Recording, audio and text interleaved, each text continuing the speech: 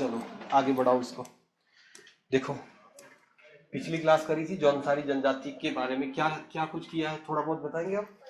पंचायतें पढ़ रहे थे, ठीक ठीक। लगभग जनजातियों का जो पोर्शन है वो आपका एंडिंग पे है। पिछली बार पढ़ रहे थे उत्तराखंड में जौनसारी जनजाति के बारे में। सामाजिक व्यवस्था में आपने ये चीज समझी कि जौनसार भाबर की जो पंचायती राज व्यवस्था है वो बड़ी स्ट्रांग है। ब्रिटिश काल में समझना, जब अंग्रेजों का शासन था हमारे राज्य पर, मोस्टली अंग्रेजों ने क्या किया, पूरे उत्तराखंड में जो पंचायती राज सिस्टम यहाँ का चल रहा था, हमारे राज्य की जो व्यवस्थाएं थी, उन सभी व्यवस्थाओं को अंग्रेजों ने खत्म कर दिया था। अकेला जौनसार भाबर ही एकमात्र क्षेत्र था जहां पर अंग्रेजों ने कोई व्यवस्था नहीं बदली।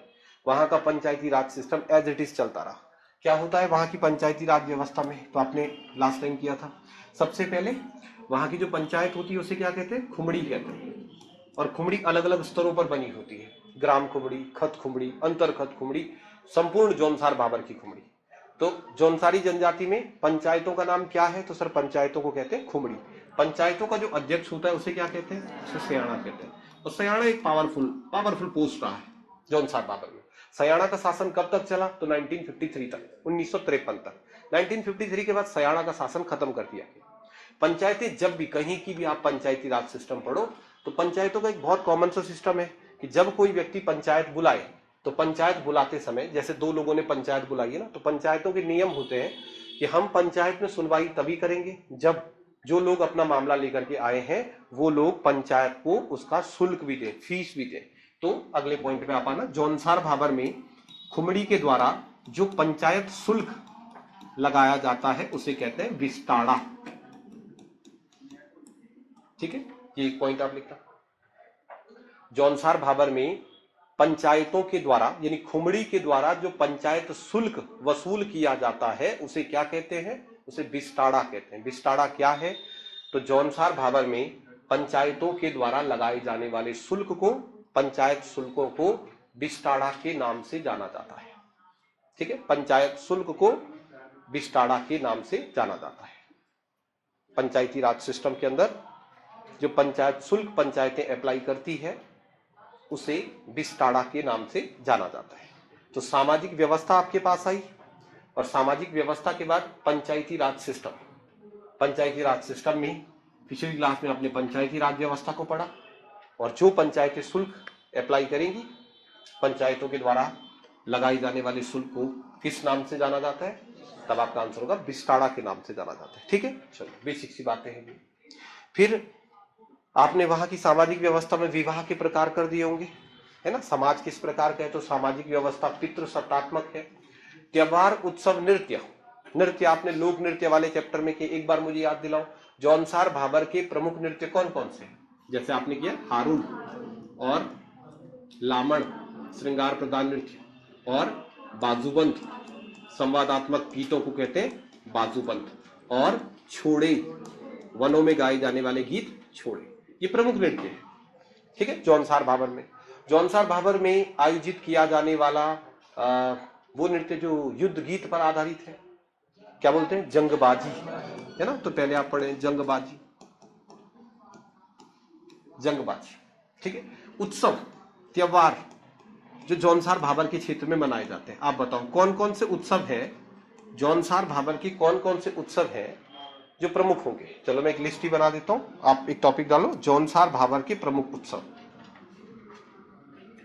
जौनसारी जनजाति के प्रमुख उत्सव, त्योहार जो जौनसार भाबर में प्रमुख रूप से मनाए जाते हैं।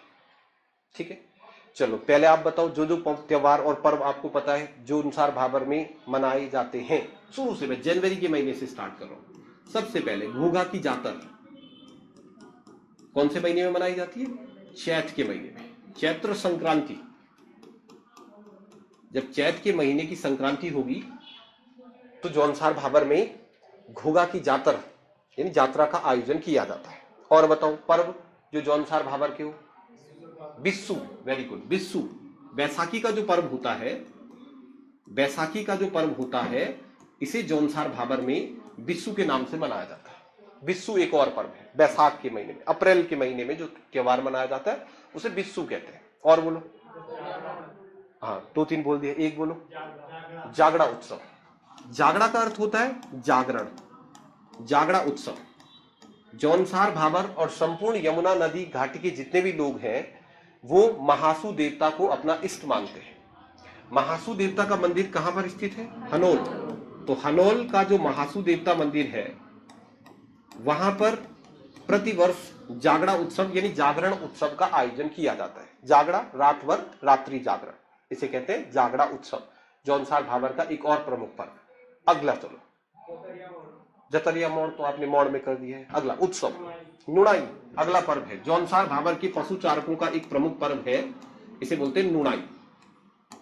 नुणाई का मतलब क्या होता है? तो जौनसार के प्राचीन समाज में, वर्तमान समाज में भी बहुत सारे भेड़ पालक होते हैं, पशु पालक, जो लोग भेड़ पालते हैं।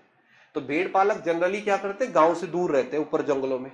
तो वो लोग भेड़ से जब ऊन निकालना स्टार्ट करते हैं तब उसको मनाया जाता है नुणाई पर्व के रूप में। नुणाई का मतलब नूण है, नूण मतलब लूण, लूण मतलब नमक। तो इस दिन भेड़ को नमक खिलाकर और उससे ऊन निकालना स्टार्ट करते हैं। तो नुणाई जो है वो पशु चारक जो होते हैं यानी भेड़ पालकों का पर्व है। और इस दिन से जौनसार भाबर में जो भेड़ पालक है वे अपनी भेड़ों से ऊन निकालना स्टार्ट करते हैं, इसलिए इस पर्व को नुणाई पर्व के नाम से जाना जाता है। एक और पर्व है सिरगुल पर्व, सिरगुल उत्सव। ये भी पशु चारकों का उत्सव है जो जौनसार भाबर में मनाया जाता है। फिर याद ये भी रखना, भद्राज उत्सव। भद्राज नाम सुना है आपने? भद्राज मतलब बलराम। हमारे राज्य में पशुओं के देवता माना जाता है बलराम को, और बलराम का एक ही मंदिर है मसूरी के ऊपर, भद्राज मंदिर कहते हैं ना उसको। उत्तराखंड में, पूरे उत्तराखंड में बलराम का एक ही मंदिर है, उस मंदिर को बोलते हैं भद्राज मंदिर। भद्राज को पशुओं को के देवता के रूप में पूजा जाता है, इसलिए पशु चारकों के द्वारा ये उत्सव जौनसार भाबर में मनाए जाते हैं। भद्राज उत्सव, सिरगुल उत्सव और नुणाई उत्सव सभी के सभी जौनसार भाबर के पशु पालकों के प्रमुख पर्व होते हैं। इसके अलावा बताओ क्या बोले? भिटौली। भिटौली भी एक उत्सव है। भिटौली का मतलब क्या होता है? भेंट देना। ये कुमाऊं में भी मनाया जाता है भाई भिटौली उत्सव, और जौनसार भाबर में भी भिटौली एक उत्सव है। भिटौली उत्सव में जो विवाहित स्त्रियां हैं, विवाहित स्त्रियों को क्या कहते हैं उत्तराखंड में? जब लड़की की शादी होगी उसके मायके में उसे क्या बोलते हैं? ध्यानती बोलते हैं, ध्यानती। तो ध्यानतियों को भेंट देने का एक पर्व, उसे कहते हैं भिटौली।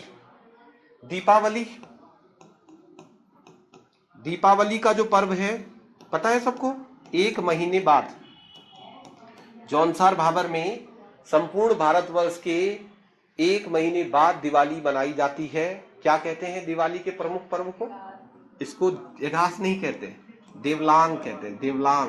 देवलांग मेला लगता है ना उत्तरकाशी, देवलांग।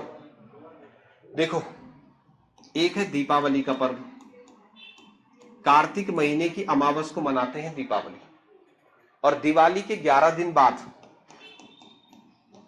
दिन बाद उत्तराखंड के गढ़वाल में, सिर्फ गढ़वाल में एक पर्व मनाया जाता है, उसको बोलते हैं इगास। इगास सुना आपने? इगास एक पर्व है। ऐसा बोलते हैं जब दिवाली, एक, चलो हिस्ट्री में आप ये कहानियां पढ़ोगे आगे। एक राजा हुए हैं गढ़वाल के, उनका नाम था महीपति शाह, और वो महीपति शाह का सेनापति था माधो सिंह भंडारी। तो अपनी सेना लेके गया तिब्बत लड़ने के लिए, और जब वो तिब्बत लड़ने के लिए गया तो घर में बोल के आया, फोन नहीं था ना उस समय, तो उसने कहा दिवाली तक सब कुछ निपटा के आ जाएंगे। तो युद्ध करने गए, और युद्ध करने गए तो दिवाली तक वापिस ही नहीं आए। तो हमारे राज्य के जो लोग थे ना, उन्होंने कहा यार क्यों नहीं आए? तो उनको लगा कहीं वो तो नहीं गया चित्त हुआ ना, कहीं उनकी मृत्यु तो नहीं हो गई। तो फिर किसी ने गढ़वाल में दिवाली नहीं मनाई। ऐसा होता है ना जनरली, किसी की डेथ हो जाए तो गांव में दिवाली नहीं मनाते। तो कहते हैं गढ़वाल में किसी ने दिवाली नहीं मनाई, क्योंकि उनको लगा कि तिब्बत अभियान पर माधो सिंह भंडारी शायद अपनी सेना के साथ उनकी मृत्यु हो गई है। लेकिन वो माधो सिंह भंडारी 11 दिन लेट आए। 11 दिन बाद आए तो लोगों ने कहा हमने सोचा कि तुम गए, तो उसने कहा गए, देखो सब जिंदा है, साबुत है जिंदा। तो उन्होंने कहा यार तुम्हारे चक्कर में तो दिवाली भी नहीं मनाई। तो उन्होंने उसी दिन दिवाली मना दी, चलो आज ही मना लेते हैं दिवाली। तब से 11 नहीं, शायद 21 दिन बाद मनाते हैं, 11 दिन बाद, 11वें दिन होती है ना, हाँ एकादशी, 11 दिन के बाद। तो तब से ये तो हो गया इगास। जौनसार भाबर में दीपावली 1 महीने के बाद मनाई जाती है। क्या लॉजिक है उसके पीछे? देखो एक लॉजिक हम यूज करते हैं कि अगर परंपराओं के अनुसार जाए तो ऐसा बोलते हैं कि जैसे दीपावली का पर्व है ना, तो दीपावली का पर्व क्यों मनाया गया, तो कहते हैं दिवाली इसलिए मनाई जाती है क्योंकि उस दिन भगवान राम जो है वापिस आए थे, अपने राज्य में वापिस आए थे। पर भगवान राम तो आए थे भाई अयोध्या में, तो ऐसा कहते हैं कि जब वो आए तो पता किसको होगा, अयोध्या वालों को ना, राम जी आए। और भगवान राम दिन में तो आए नहीं, रात को आए, तभी तुम दिए जला देते हैं रात को। तो रात के समय भगवान राम आए तो उनके राज्य के लोगों ने, जो अयोध्या के लोग थे, उन्होंने उनके स्वागत में दिए जलाए कि उनको दिन जैसा लग जाए। पर आए कहां थे वो, अयोध्या। अब जब अयोध्या में भगवान राम आए तो कोई रहा होगा उस समय जो इंस्टाग्राम पे लाइव चले गया और सब देखो, नहीं ना। तो ये बात किसको पता है कि भगवान राम आए हैं, सिर्फ अयोध्या वालों को। और अयोध्या के आसपास के जैसे गांव रहे, तो उन्होंने देखा यार अयोध्या में रात भर डीजे चल रहा, मतलब फंक्शन हो रहा। तो अगले दिन उन्होंने पूछ लिया, भाई तुम्हारे गांव में रात भर क्या चल रहा था।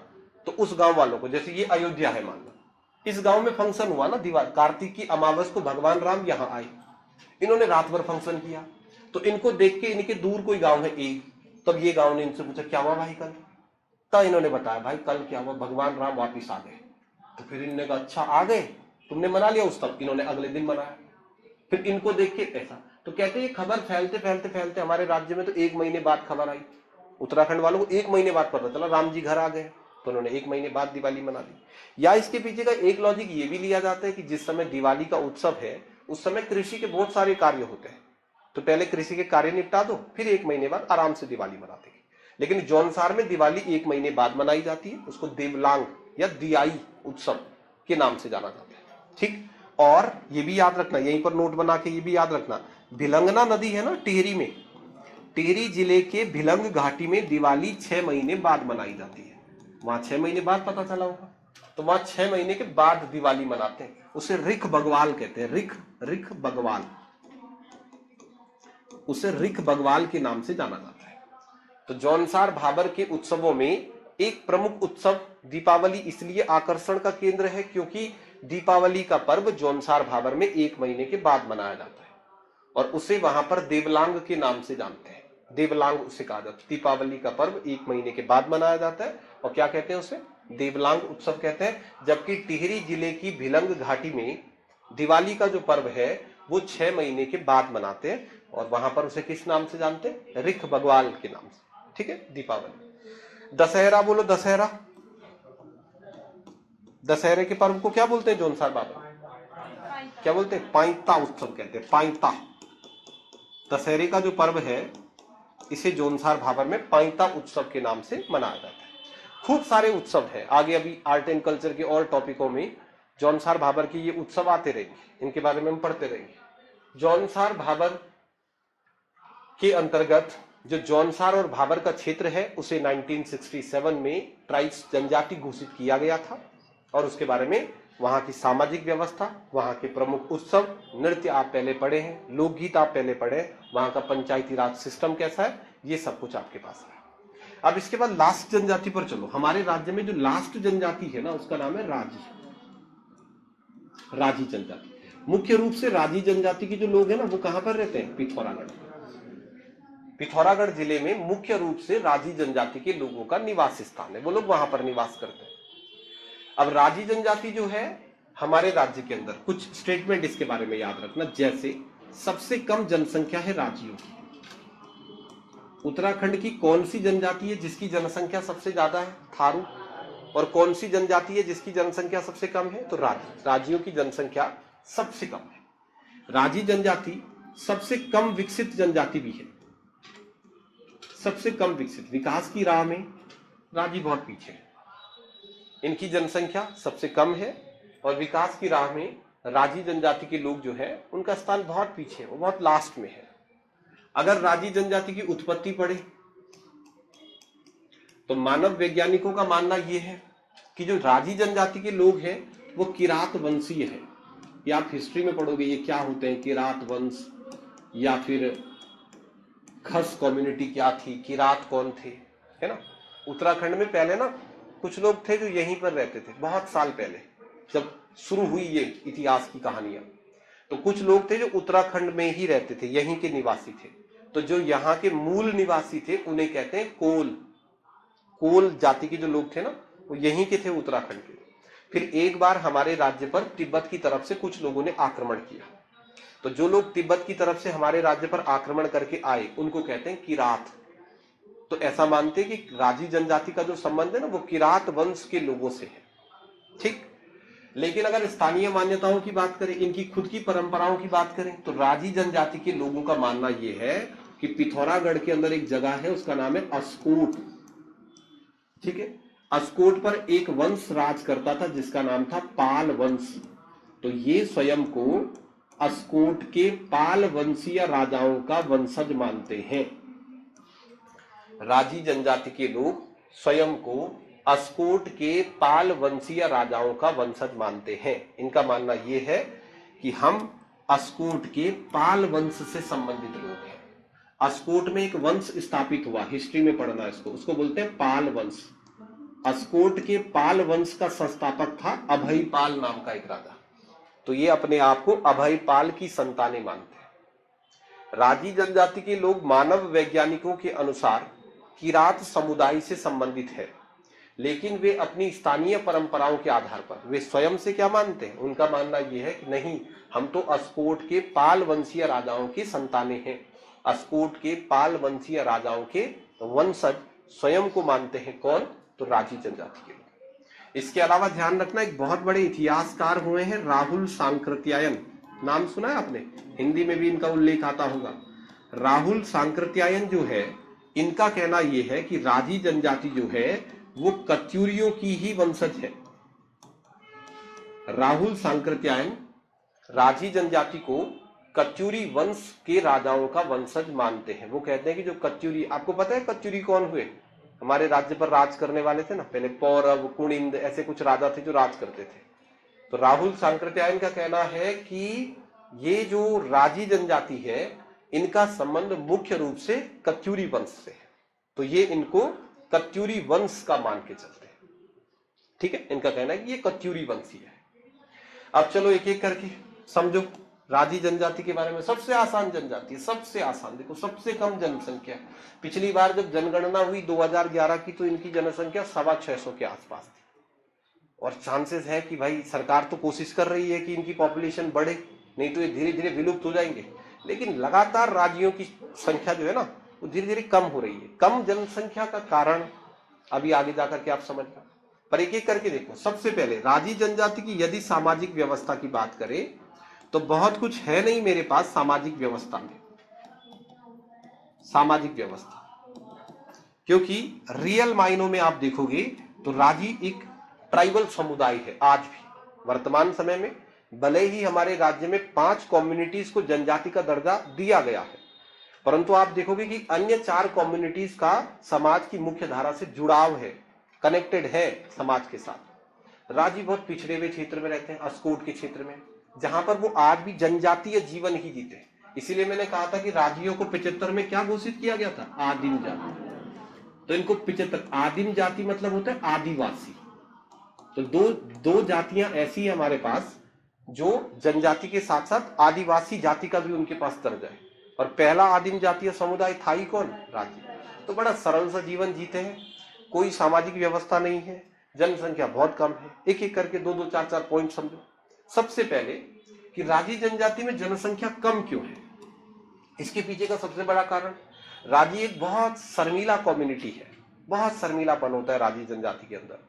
वे लोग किसी भी प्रकार की सामाजिक व्यवस्था में, राजी जनजाति की सबसे अच्छी बात यह है कि यहां पर किसी भी प्रकार के आडंबर नहीं है। आडंबर आप समझते?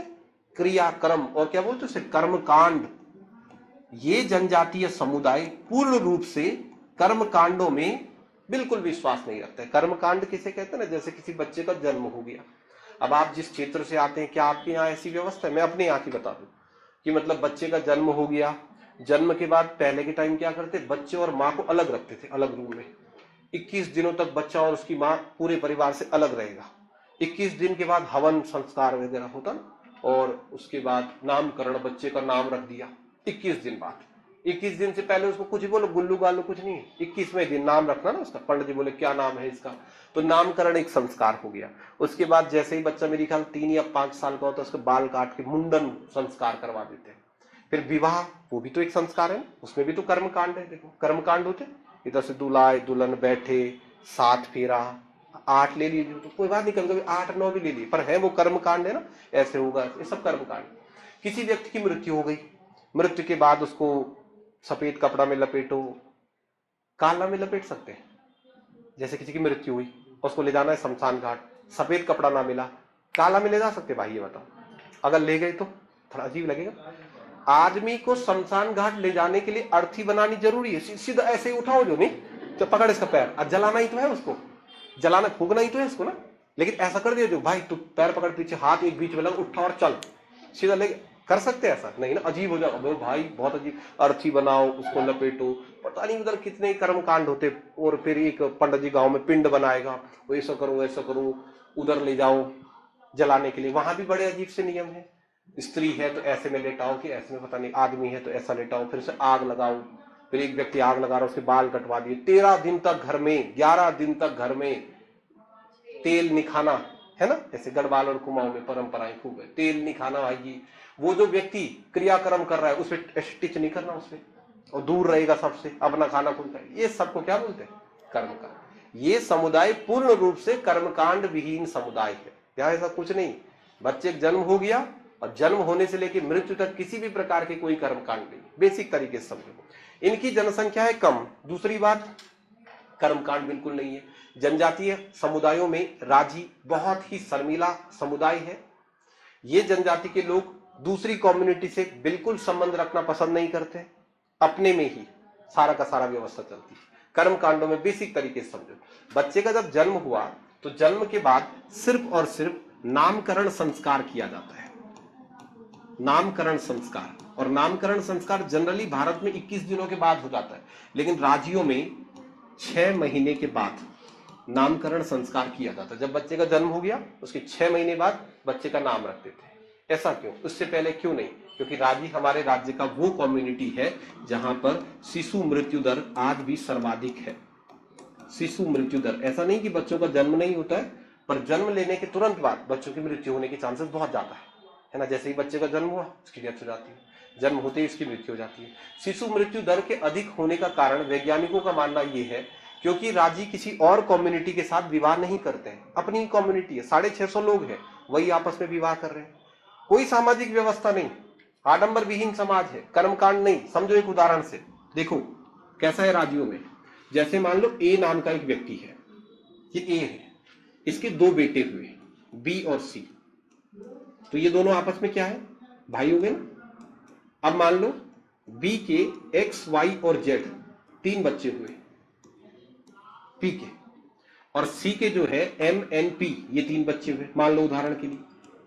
अब हमारी कम्युनिटी में क्या होगा, आप मुझे बताओ, एक्स और एम का आपस में क्या रिश्ता है? भाई भाई हो गए ना, भाई भाई या भाई बहन हो गए। तो राज्यों में भैया इतना लंबा नहीं रिश्ता विस्ता मानते, सिर्फ 3 पीढ़ियों तक रिश्ता मानते। मतलब मैं परहेज करूंगा अपना, अपने पिता और दादा, उससे पीछे का कुछ नहीं। इसका मतलब यह है कि ये एक्स अगर इस एम से विवाह करना चाहे तो कर सकता है, क्योंकि 650 ही तो है ना गांव में, तो सिर्फ 3 पीढ़ियों तक रिश्ता चलता है, दादा, पिता और मैं, इतने तक मैं ध्यान रखूंगा। अब मेरे जो दादा का भाई हो ना, उसकी लड़की से मैं विवाह कर सकता हूं। सामाजिक व्यवस्था में सबसे नेगेटिव पॉइंट यही है। तो ज्यादातर क्या है कि राजी जनजाति में जो वैवाहिक संबंध है वो राजियों के बीच में ही है। गवर्नमेंट खूब प्रयास कर रही है, राजियों को प्रोत्साहित कर रही है, आप किसी और से विवाह करो। तो ये शादी एक ही कम्युनिटी में होती है, इस वजह से नए जीन्स की एंट्री हो नहीं रही है। तो बच्चों का जब जन्म हो रहा है ना, तो उनके बचने के चांसेस बहुत कम है, उनकी डेथ हो जाती है।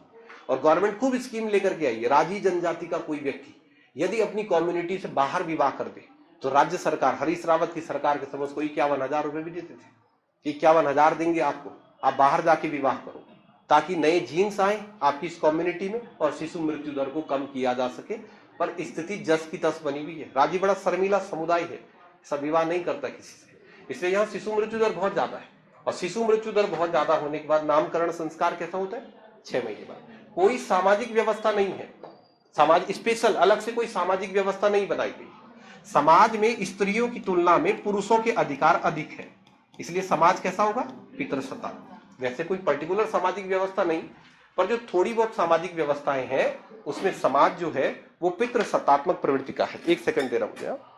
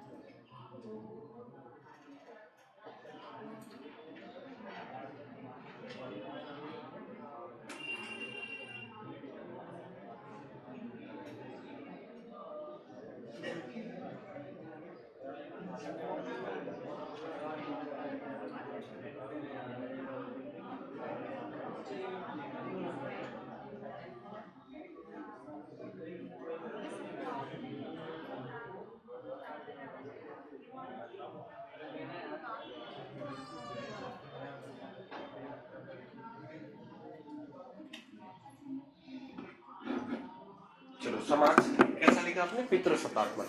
नामकरण संस्कार होता है 6 महीने के बाद। समाज में व्यवस्था किस प्रकार की है? पितृसत्तात्मक। आडंबर बिल्कुल नहीं है, कर्मकांड बिल्कुल नहीं है। ठीक है। अच्छा, अब देखो हमारे में और राजी जनजाति में क्या क्या अंतर है। जैसे अभी आप कर रहे हैं तैयारी करने के बाद आपको गवर्नमेंट जॉब लग गई है। अब आगे का बताओ। गवर्नमेंट जॉब लगने के बाद सबसे पहला काम क्या होगा? शादी करेंगे। ठीक है। उसके बाद बच्चे हो गए। अब अगला टारगेट आपका एक बहुत बड़ा टारगेट, मतलब लगभग आज के समाज का सबसे बड़ा टारगेट बना हुआ है कि तुम में से कितने लोग ऐसे हैं जो गवर्नमेंट जॉब लगने के बाद, बच्चे हो जाने के बाद देहरादून में प्लॉट खरीदोगे? है ऐसा बात? क्या आप देहरादून में प्लॉट खरीदोगे? वही तो है, उद्देश्य ही तो वही है। अभी जाओ तो सही जीवन में ना। अब प्लॉट खरीदने के बाद अगला काम मकान बनाना है।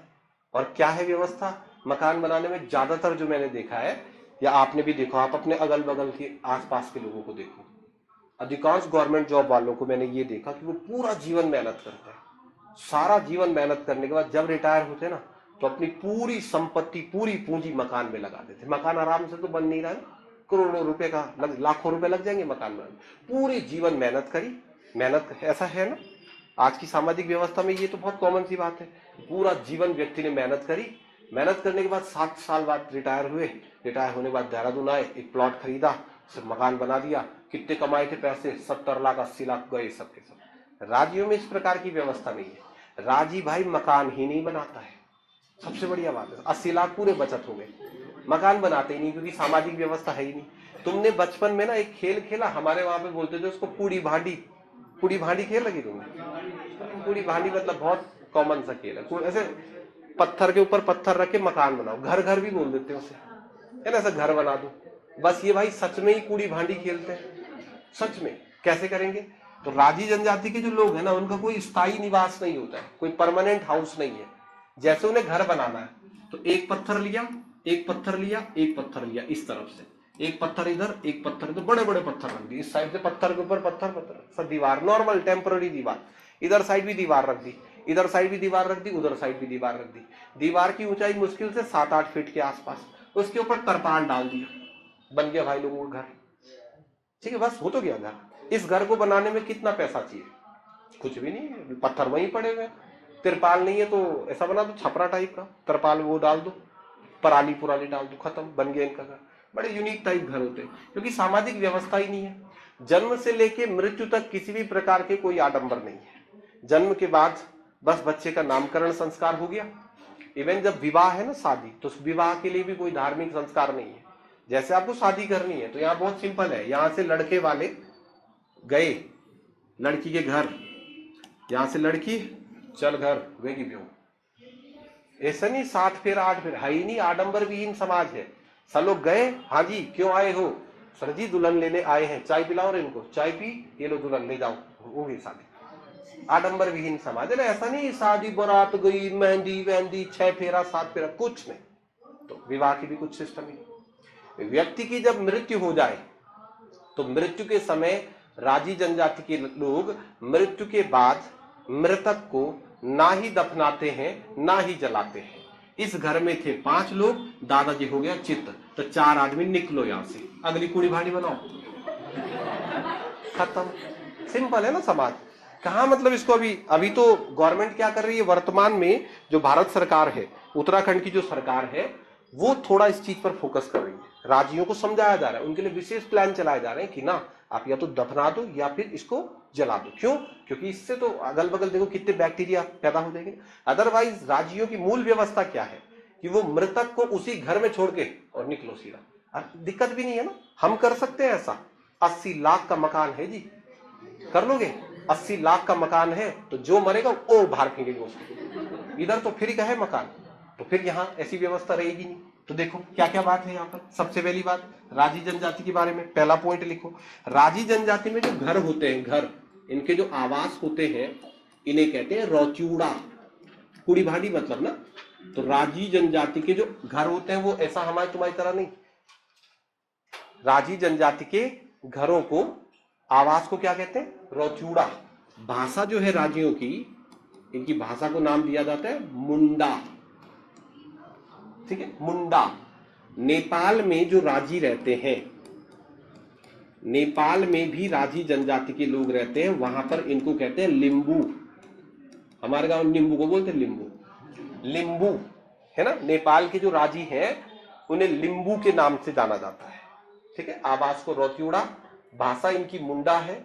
नेपाल में राजी जनजाति के जो लोग होते हैं उन्हें लिम्बू कहते हैं, लिम्बू। लिम्बू वहां पर एक कास्ट है, उधर नेपाल की साइड अगर आप चल जाए। सामाजिक व्यवस्था में कोई विशेष प्रकार का कोई अलग कुछ भी नहीं, सिंपल है। बस एक विशेष विवाह यहाँ कभी कभी प्रचलन में होता है, उसको बोलते हैं तड़ुआ विवाह। वैसे विवाह के भी कोई स्पेसिफिक नियम नहीं है। तड़ुआ विवाह ये एक कभी कभी राज्यों में इस प्रकार के विवाह का भी उल्लेख किया गया है, तड़ुआ विवाह। तड़ुआ विवाह क्या होता है? शिवरात्रि के दिन तुम्हारे गांव में तैड़ नाम की कोई सब्जी लेके आते हैं, तैड़ू। तो जैसे शिवरात्रि हुई तो शिवरात्रि के दिन क्या टारगेट होता है? घर के कुछ लोग चले गए, गांव के लोग, और वो जंगल में जाके खुदाई करके अंदर से एक सब्जी निकालते, उसको तैड़ू कहते हैं। तैड़ू वो बहुत ज्यादा गहराई में होता है। तो राजी जनजाति में एक नियम है प्राचीन काल से कि शिवरात्रि के दिन गांव की सभी लड़कियां तैड़ू नाम का फल लेने के लिए जाए जंगल में। तो खुदाई करेंगे, अंदर से तैड़ू निकालेंगे। जो लड़की तैड़ू की जड़ निकाल के लिए आए उसे मन इच्छित विवाह करने का ऑप्शन दिया जाता है। आप अपनी मर्जी से शादी कर सकते हैं, बस बाकी कुछ नहीं, कुछ स्पेशल नहीं, मतलब है ही नहीं। सामाजिक व्यवस्था नाम की कोई चीज ही नहीं है। बस दो चार पॉइंट है, पितृसत्तात्मक समाज, कर्मकांड है ही नहीं, आडंबर है ही नहीं, तो आडंबर विहीन समाज है। बस कभी कभी वहां पर तड़वा विवाह का थोड़ा बहुत ही हमको उल्लेख मिल जाता है कि वहां पर तड़वा विवाह का आयोजन किया जाता है, ठीक है। मुख्य व्यवसाय क्या है, करते क्या है राजी जनजाति के लोग? कृषि या पशुपालन? आंसर है कुछ भी नहीं, आखेट। ये एक आखेट समुदाय है, यानी प्राचीन काल में ये पूरी तरीके से शिकार पर निर्भर होते थे। गांव के सब लोग गए, जंगल में एक हिरण पकड़ा, उसको निपटाया, हफ्ते भर का खाना हो गया, यही चलो रे सब खाओ इसको, खत्म, है ना। एक हफ्ते बाद अगला हिरण निपटाओ। तो इनका मुख्य व्यवसाय आखेट है। लेकिन समस्या ये है आज के समय कि राजी जनजाति के लोगों का जो घर है ना, वो कहां पर है? अस्कोट। और वो अब उत्तराखंड सरकार ने क्या बना दी? Wildlife sanctuary. ये टेंशन हो गई ना, अब शिकार कैसे करेंगे? शिकार प्रतिबंधित हो जाएगा। जो उनका क्षेत्र है, पहले वो आखेट समुदाय था, शिकार पर ज्यादा निर्भर होता था। जब से अस्कोट को वाइल्ड लाइफ सेंचुरी बनाया तब से एक बड़ी दिक्कत तो उनके सामने है ही है, ठीक। तो आवास को रोतियोड़ा कहते हैं, भाषा इनकी मुंडा है। नेपाल में इनको लिम्बू के नाम से जानते हैं। एक छोटा सा विवाह का उल्लेख मिलता है, तड़ुआ विवाह। और वैसे मुख्य व्यवसाय क्या है? आखेट। लेकिन आखेट ही आखेट से थोड़ी चलेगा, शिकार ही शिकार से थोड़ी चलेगा। आप जंगल में गए, जंगल में जाके तुमने वहां हिरन मारा तो चिकन तो हो गया, भात भी तो चाहिए साथ में, भात तो चाहिए ना, अल्लूण, अल्लूण तो चाहिए, तेल ये तो चाहिए। और तेल तो जंगल से नहीं मिल सकता है, नमक जंगल से नहीं मिल सकता है, यानी कि इनको थोड़ा बहुत व्यापार तो करना पड़ेगा। कुछ चीजें तो ऐसी कैरी करनी पड़ेंगी जो इनके पास नहीं होती। तो उसके लिए राजी जनजाति के लोग ना प्राचीन काल से व्यापार की एक नई व्यवस्था है यहाँ पर, जो दुनिया में कहीं नहीं देखने को मिली। राज्यों का एक बेसिक सा सिस्टम समझो, बहुत बेसिक सा सिस्टम। राजी जनजाति में क्या होता है देखो, जैसे ये देखो इनका रोतियोड़ा बने हुए, रोतियोड़ा मतलब इनके आवास बने हुए। तो ये खूब सारे घर बने और ये राजियों का एक गांव है, ठीक। अब इस गांव में क्या होता है कि ये व्यापार कैसे करते हैं? ऐसे नहीं जैसे बाकी लोग, हमको तुमको किसी को व्यापार करना हो तो व्यापार करने के लिए आप मार्केट गए, आपको जो चीज चाहिए आपने पैसे दिए, सामने वाले ने आपको सामान दे दिया, यही होता है व्यापार। राजी में ऐसा नहीं होता। एक सामाजिक व्यवस्था बनी हुई, देखो ये गांव बना हुआ है, पूरा का पूरा गांव। अब इस गांव में राजी जनजाति के लोग क्या करते हैं कि पूरे रात के समय ना, जब रात होती है तो रात का एक पहर डिसाइड किया हुआ है पहले से। जैसे मान लो रात को 9 बजे से लेकर 10 बजे इन्होंने डिसाइड किया हुआ है कि हर रात 9 बजे से लेके 10 बजे के समय हम लोग व्यापार करेंगे। और व्यापार भी बड़े यूनिक तरीके से करते हैं। 9 से 10 सबको पता है, जैसे ये हमारा घर है, बगल में किसी का घर, बगल में किसी का घर, इनको पता है कि व्यापार रात को होगा 9 से 10 के टाइम। तो जैसे ही रात को 9 बजे, तो 9 बजते ही हमारी फैमिली से कोई एक आदमी व्यापार करने के लिए निकलेगा। कैसे निकलता है व्यापार करने? कि हमने अपने घर से जैसे ए नाम के आदमी को भेजा, जाओ आप व्यापार करने जाओ। तो ये व्यापार करने कैसे जाता है? इसके घर में जो चीज है उसे साथ ले जाकर। जैसे मान लो कि घर में 50 किलो गेहूं पड़ा हुआ है, तो ये आदमी ने क्या किया, 10 किलो गेहूं उठाया। इनके घर में क्या नहीं है? फॉर एग्जाम्पल इनके घर में सर नमक नहीं है, तो ये क्या लेने जा रहा है? नमक लेने। क्या लेके जा रहा है? गेहूं लेके। इसके बदले में क्या लाएगा? आप क्या करते हैं देखो, इसके बाद गेहूं इसने उठा दिया। अब 9 से 10 सबको पता है, जैसे इस घर से ए निकला तो इससे भी कोई गया होगा, हर घर से प्रत्येक व्यक्ति गया है। अब ये लोग क्या करते हैं, जब ये ए निकलेगा ना तो 9 बजे से 10 बजे तक राजी जनजाति के जितने भी परिवार हैं वे सभी लोग अपने घर में बैठ करके, अपने अपने घरों के अंदर बैठ के अपने घर की समस्याओं के बारे में डिस्कस करते हैं। 9 से 10 ना अपनी पर्सनल बातें नहीं होगी, वो डिस्कशन चलेगा, प्रॉब्लम्स जो है। तो जैसे 9:15 हो गए, हम बैठे हैं यहाँ पे, क्योंकि हमें पता है कोई ना कोई आदमी है जो घूम रहे हैं इस समय, ABCD ना। हमारे परिवार से जो आदमी गया था गेहूं लेके, वो क्या करेगा? गांव में दूसरों के घरों में से कान लगाएगा सबके घरों में। अच्छा, अब देखो ये जैसे मान लो कोई घर है, हम यहाँ पर बैठे, हमारे घर से ये चले गया, ऐसे ही दूसरे घर से भी कोई ना कोई आएगा, तो हम 9 से 10 के बीच ना डिस्कशन करेंगे। कुछ भी, क्या डिस्कशन करेंगे? जैसे हम बात करेंगे, हमारे घर में नमक नहीं है, नमक नहीं है, जोर जोर से चिल्ला के बताना, नमक नहीं है रे, नमक नहीं है। तो इस समय गांव का एक आदमी बाहर से घूम रहा है। अब जैसे एक आदमी आया, उसने कान लगाया और अंदर सुना, उसने क्या नहीं है? नमक नहीं है। उस पर भी नहीं है नमक, तो निकल गया। दूसरा आदमी ने सुना नमक नहीं है, उसके पास नमक है, तो उसने क्या किया? नमक का थैला लाके यहाँ पे रख दिया इनके घर के बाहर, और नमक का थैला यहाँ रखा। और जिस आदमी ने नमक छोड़ा उसको चाहिए चीनी, उसे चीनी चाहिए, तो उसने नमक का थैला यहाँ छोड़ा और 2-3 बूंद चीनी के रख दिए यहाँ पे, ऐसा चीनी डाल दी, मतलब सामने वाले को ये बताना कि मुझे चीनी चाहिए। ये आदमी सुबह उठेंगे, इन्होंने नमक अंदर रखा, अगली रात को ये बाहर पे चीनी रख देंगे, वो आदमी आएगा चीनी लेकर के चले जाएगा। अब पता ही नहीं है कि नमक किसने मुझे दिया, और ये भी नहीं पता कि मैंने चीनी किसको दी। तो ये व्यापार करने का एक अलग ही तरीका है जो राजी जनजाति के लोग करते हैं। अपने शर्मीलेपन के कारण इस व्यापार की प्रथा को बोलते हैं अदृश्य वस्तु विनिमय। तो ये एक पॉइंट आप लिखो, राजी जनजाति में अदृश्य वस्तु विनिमय की प्रथा प्राचीन काल से पाई जाती है। अदृश्य वस्तु विनिमय, बार्टर ट्रेड सिस्टम है और वो भी इनविजिबल। अदृश्य वस्तु विनिमय की प्रथा राजी जनजाति में पाई जाती है। अदृश्य वस्तु विनिमय की प्रथा राजी जनजाति में पाई जाती है। ठीक है, चलो। इसके अलावा राजी जनजाति के जो लोग हैं वे शिल्प कला में बड़े पारंगत होते हैं। जैसे आपने देखा रिंगाल की लकड़ी होती है, तो रिंगाल से टोकरियां बड़ी अच्छी अच्छी बनाते हैं, तो शिल्प कला में बड़े पारंगत होते हैं। एक और पॉइंट लिखना, राजी जनजाति के लोग गूल निर्माण शैली, गूल का मतलब क्या होता है? नहर। गूल निर्माण शैली में भी पारंगत होते हैं। गूल निर्माण शैली, खूब बढ़िया बढ़िया नहर बनाते हैं। जब हमारे यहाँ पर मध्यकाल में राजाओं का शासन था, तो राजाओं की सारी नहरों का निर्माण ना राजी जनजाति के लोगों ने ही किया है। तो राजी जनजाति के लोग शिल्प कला में पारंगत होते हैं और गूल निर्माण शैली में पारंगत होते हैं। किस देवता की पूजा करते होंगे? आइडिया लगाओ। आडंबर विहीन है, कहां से देवता? देवता ही तो नहीं है, तभी तो आडंबर नहीं आए। देवता आएगा तो आडंबर आ जाएगा। कुछ नहीं, देवता तो कुछ, कैसे पूजा? देव घर में है ही नहीं, देव दीपक ही नहीं है घर में, दो बत्ती मोमबत्ती जानते ही नहीं भाई ना। सिंपल समाज, शिल्प कला में पारंगत, प्राकृतिक जीवन जीते हैं। पुराने जमाने में जंगल में ही जीवन जीते, ऊपर मतलब जैसे पेड़ बना हुआ, पेड़ के ऊपर ही सो गए, सुबह उठे शिकार करके खाया उधर ही। एक हिसाब से कैसा जीवन जी रहे? आदिम जातीय समुदाय है, आदिवासी समाज है, वैसा ही जीवन जीते हैं। गूल निर्माण शैली में पारंगत होते हैं, ये आपने लिखा। मध्यकाल में राजाओं की सारी नहरों का निर्माण राजियों ने किया है। तो एक राइटर है उत्तराखंड में, उनका नाम है जय सिंह रावत। उन्होंने एक किताब लिखी है उत्तराखंड में जनजातियों का इतिहास। तो आप एक स्टेटमेंट लिखना, जय सिंह रावत ने राजियों की गूल निर्माण शैली के कारण, जय सिंह रावत ने राजियों की गूल निर्माण शैली के कारण उन्हें मध्यकालीन इतिहास का हाइड्रो इंजीनियर कहा है। गूल निर्माण शैली के कारण उन्हें मध्यकालीन इतिहास का, जो मिडिवल हिस्ट्री है, मध्यकालीन इतिहास का हाइड्रो इंजीनियर कहा है।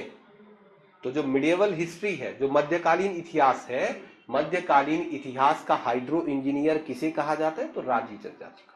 बाकी भैया विकास की राह में सबसे पीछे है, सरकार जनजातियों के लिए अलग अलग योजनाएं और कार्यक्रम चलाती रहती। आगे हम इकोनॉमी पढ़ेंगे तो उसमें उत्तराखंड की जनजातियों के संदर्भ में कौन कौन सी योजनाएं लागू करी गई उसके बारे में डिस्कस करेंगे। एक राजी जनजाति के अंदर एक नाम आप वैसे ही याद रखना, गगन सिंह रजवार, वैसे लिख लो तो ज्यादा बढ़िया, ये नाम याद रखना। गगन सिंह रजवार ना राजी जनजाति के पहले व्यक्ति थे जो उत्तराखंड विधानसभा में विधायक चुने गए। 2 सीटें एसटी है ना हमारे पास, एक चक्रौता और एक नानकमत्ता, तो नानकमत्ता सीट से ये चुन के आए थे, हाँ धारचूला से, जहां क्योंकि उस समय तो धारचूला, ठीक है। गगन सिंह रजवार राजी जनजाति के पहले निर्वाचित विधायक हैं, पहले विधायक गगन सिंह रजवार राजी जनजाति के पहले, राजी जनजाति के प्रथम निर्वाचित विधायक हैं गगन सिंह रजवार, ठीक है। चलो अब एक लिस्ट में बना रहा हूं, इसको आप जरा ध्यान में रखना।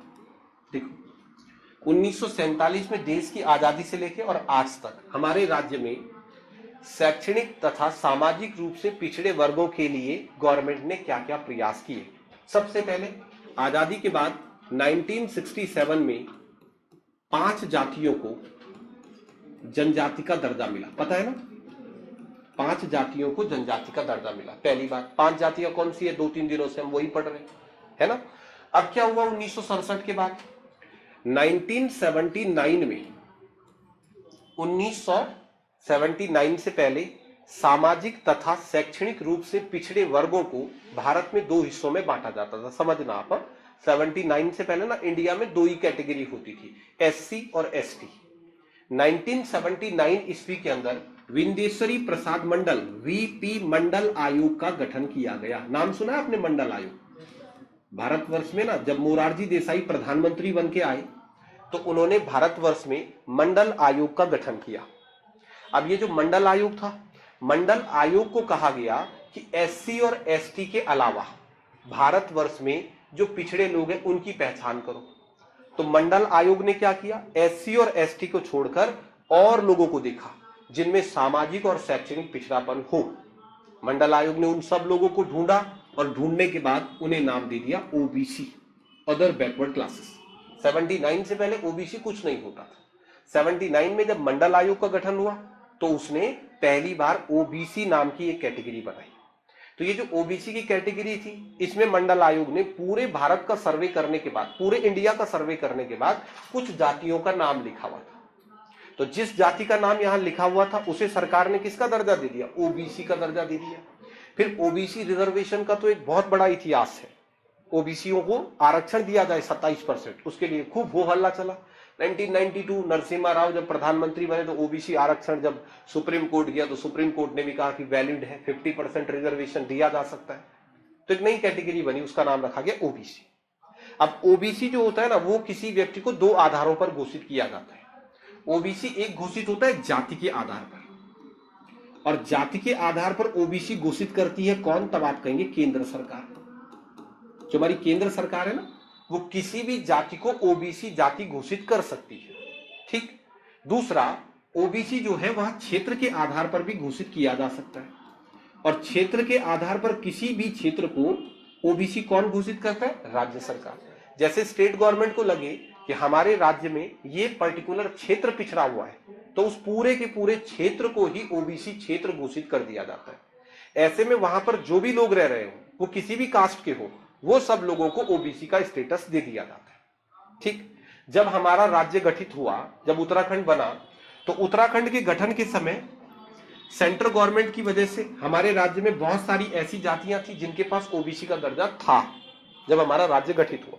लेकिन राज्य गठन के बाद, सुनो, जब उत्तराखंड राज्य बन गया उसके बाद साल 2003 में भारत की केंद्र सरकार ने उत्तराखंड की कुछ जातियों को ओबीसी का दर्जा दिया।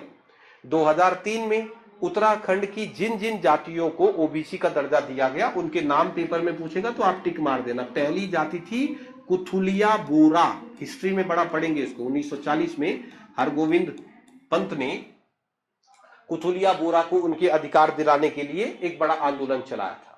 तो 2003 ईस्वी के अंदर सबसे पहले कुथुलिया बोरा फिर एक कुमाऊं की कास्ट है घृत बाहती, फिर कुमाऊं की ही एक जाति है जिसका नाम था चाहंग, और नंबर 4 पर गोरखा।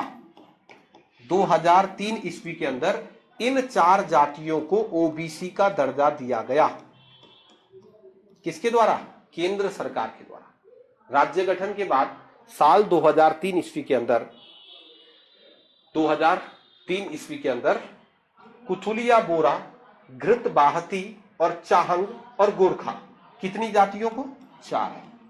उत्तराखंड की इन 4 जातियों को केंद्र सरकार ने 2003 ईस्वी में किसका दर्जा दिया? ओबीसी का दर्जा। याद रख लोगे, 1 2 3 4, इन 4 जातियों को ओबीसी का दर्जा दिया गया। सबसे पहला पॉइंट, राज्य गठन के बाद ये एक बड़ा डिसीजन लिया गया। किसने दिया है? केंद्र सरकार ने। फिर क्या हुआ? फिर अगले पॉइंट पे आऊं। फिर साल 2016 में, अभी कुछ साल पहले, हमारी जो राज्य सरकार है, इस राज्य सरकार ने क्या किया? उत्तराखंड की जो राज्य सरकार है ना, राज्य सरकार ने चमोली 1, पौड़ी 2 और टिहरी 3, इन 3 जिलों में सामाजिक तथा शैक्षणिक रूप से पिछड़े हुए वर्ग नहीं, सामाजिक और शैक्षणिक रूप से पिछड़े क्षेत्रों की पहचान करी। 2016 में चमोली जिले का एक क्षेत्र है जिसको कहते हैं पैनखंडा, एक एरिया है चमोली का पैनखंडा। पौड़ी जिले में एक क्षेत्र है जिसे कहते हैं राठ, और टिहरी जिले में एक क्षेत्र है जिसे कहते हैं गंगाण। इन तीनों क्षेत्रों को ओबीसी क्षेत्र घोषित किया। टिहरी का जो गंगाण क्षेत्र है, गंगाण मतलब गंगा नदी, भागीरथी नदी के आसपास का जो क्षेत्र है उसको बोलते हैं गंगाण। और पौड़ी जिले के अंदर राठ एक क्षेत्र है, एक एरिया है पूरा राठ, बिल्कुल पिछड़ा, दूधातोली पर्वत और उसके आसपास का क्षेत्र, उसको बोलते हैं राठ। और ऐसे ही चमोली जिले में एक क्षेत्र है, उसका नाम क्या है? पैनखंडा। पैनखंडा, राठ और गंगाण को ओबीसी का दर्जा दिया गया। यहां किसके आधार पर? क्षेत्र के आधार पर। 2003 में किसके आधार पर? जाति के आधार। ठीक है, पैनखंडा, राठ और गंगाण को ओबीसी क्षेत्र घोषित किया गया साल 2016। ठीक है, 2016 में इन क्षेत्रों को ओबीसी क्षेत्र घोषित किया गया। 2016 में ये जो हमारे राज्य के क्षेत्र है, इन क्षेत्रों को ओबीसी क्षेत्र घोषित किया गया। तो जब से देश आजाद हुआ है या राज्य का गठन हुआ है, तब से 3 स्टेप में चीजों को याद रखना। पहला स्टेप 1967, जब जनजातियां घोषित करी गई उत्तराखंड में 5। ये देखो, ये जो राठ है ना, राठ के लोगों की मांग ये है कि हमें भी जनजाति घोषित किया जाए, पर गवर्नमेंट ने फिलहाल उनको ओबीसी में रखा।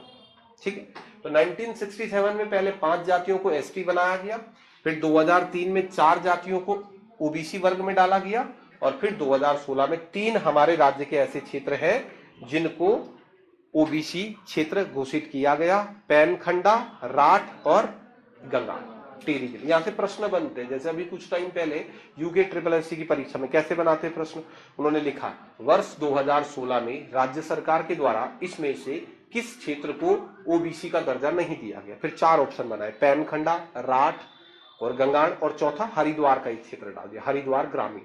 तो ऐसे करके आपको ऑप्शन निकालने। तो सबसे पहले जब हम ट्राइब्स के बारे में पढ़ रहे हैं, जनजातियों के बारे में पढ़ रहे हैं, तो टोटल मिला के हमारे राज्य में कितनी जनजातियां? 5। अब जनजातियों से ही कनेक्टेड टॉपिक है, नीचे से आप टॉपिक लिखो, राज्य की प्रमुख सामाजिक प्रथाएं। राज्य की प्रमुख सामाजिक प्रथाएं जनजातियों से ही संबंधित एक टॉपिक है। ठीक है, चलो, राज्य की प्रमुख सामाजिक प्रथाएं। चलो, ये बेसिक से प्रश्न है, बहुत बेसिक से प्रश्न। अधिकांश बच्चे जो पहाड़ों से हैं वो इनके बारे में जानते हैं, पर दिक्कत ये है कि लिखना क्या है वो नहीं जानते हैं। आपने ये सारे नाम सुने हुए जो मैं अब लिख रहा हूं। हमारे राज्य में उत्तराखंड के पर्वतीय क्षेत्रों में प्रचलित सामाजिक प्रथाएं, समाज की कुछ प्रथाएं आप समझ जाओगे। जैसे देखो, सबसे पहली प्रथा लिखो, न्योता। सुना है नाम? न्योता किसको बोलते हैं? हाँ, मतलब यही। अब इसमें दिक्कत ही है, जैसे किसने कहा न्योता किसको बोलते हैं? सर, जो शादी में दिया जाता है।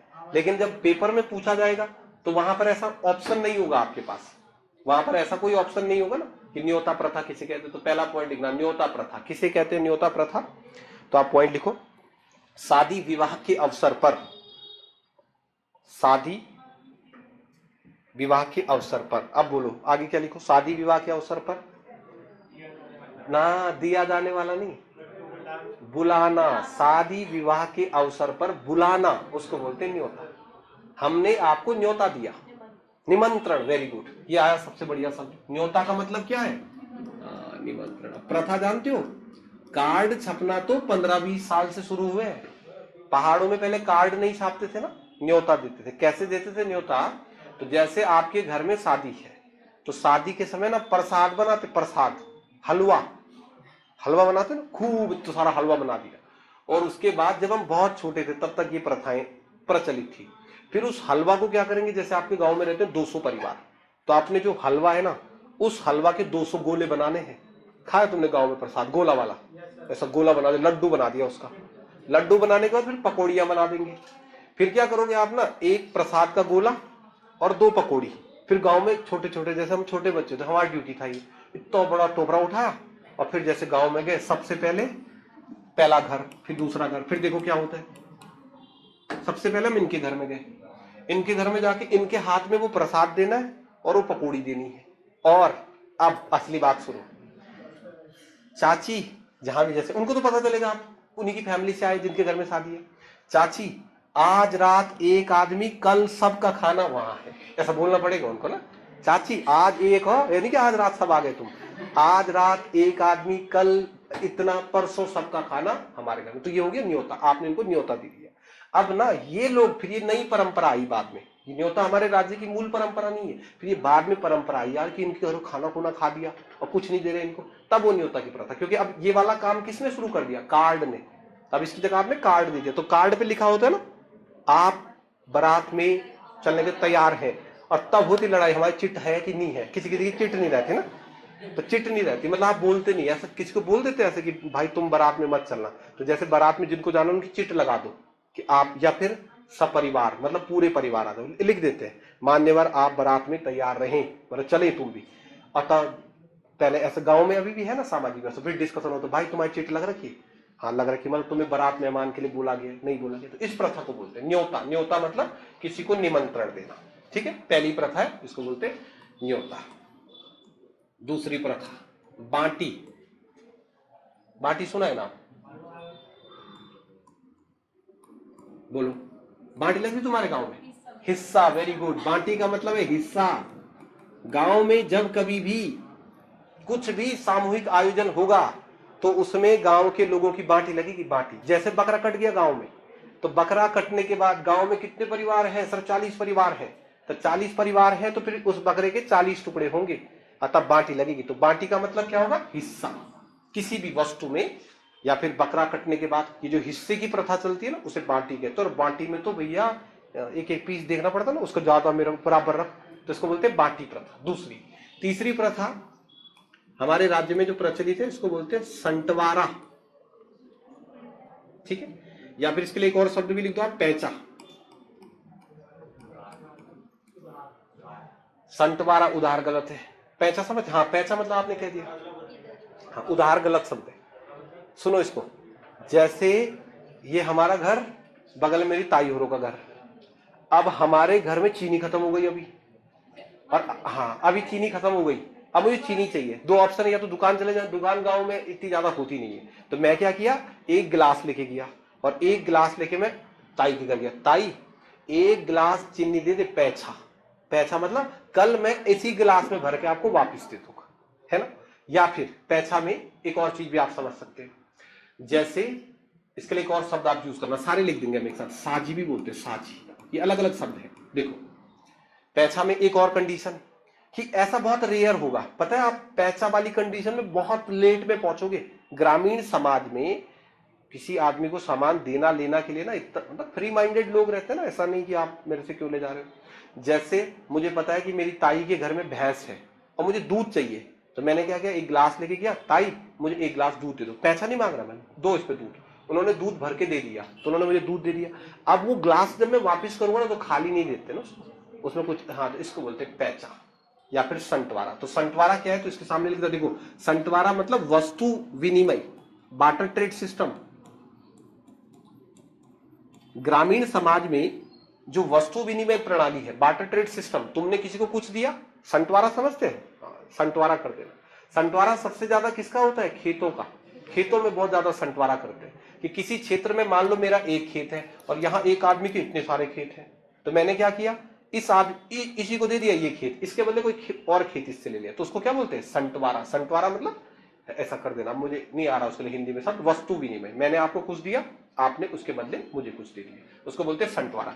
पैसा कहते हैं तब जब कोई वस्तु मांगी जाए, किसी वस्तु को मांगना या उधार ले जाना, किसी वस्तु को मांगना या फिर उसे उधार ले जाना, उसे क्या बोलते हैं? उसे पैसा कहते हैं। और साझी, साझी जानते हो तुम? जानवरों को जब साझेदारी के रूप में बांटा जाता है, ऐसा होता है तुम्हारे गांव में, दो बैल है, एक हमारे घर एक किसी और को, तो हमारे बैल साझी है। साझी समझते? कभी कभी क्या होता है ना कि जैसे हम बैल लेकर के आ गए, अब हमने पर्वतीय समाज में बैल लेकर के आए, अब नहीं पाल पा रहे, मान लो कि हम नहीं, मेरे घर में इकोनॉमिकली मैं इतना स्ट्रांग नहीं कि दो बैल पाल दो, तो मैंने क्या किया, एक बैल अपने घर पे रखा, एक तुम्हारे घर पे, तो हमारे बैल क्या हो गए? साझी है दो, लेकिन दोनों ने साझी कर दी। तो साझी का मतलब क्या हो गया? जब हम जानवरों को आपस में साझेदारी कर देते हैं तो उसको साझी कहा जाता है। चलो अगला जो पडियाल, पडियार नहीं और पडियाल है ये, पडियाल। पडियाल सुना है नाम आपने? किसको बोलते हैं बोलो? ग्रामीण समाज में जैसे आज मान लो हमारे घर में काम है, तो वहां ना काम करने के लिए बुलाया थोड़ी जाता है, गांव में बुलाते हैं काम करने। आज मेरे मकान में लेंटर पड़ रहा है तो मैं बुलाऊंगा थोड़ी, खुद ही आ जाएंगे लोग, अपने आप ही आ जाएंगे गांव में सब लोग ना काम करने के लिए। हमारी आज रोपनी लग रही है, मैं किसी को नहीं बोलूंगा, सबको पता आज हमारी रोपनी लग रही है, तो तुम सब के सब लोग आए हमारे यहाँ, तो काम फटाफट से हो गया। अब लेकिन क्योंकि आप हमारे खेत में रोपनी लगाने आए थे, इसलिए जब तुम्हारे खेत में रोपनी लगेगी तो मुझे जाना पड़ेगा, पडियाल देनी पड़ेगी। पडियाल, तो पडियाल का मतलब होता है श्रमदान का सहयोग करना,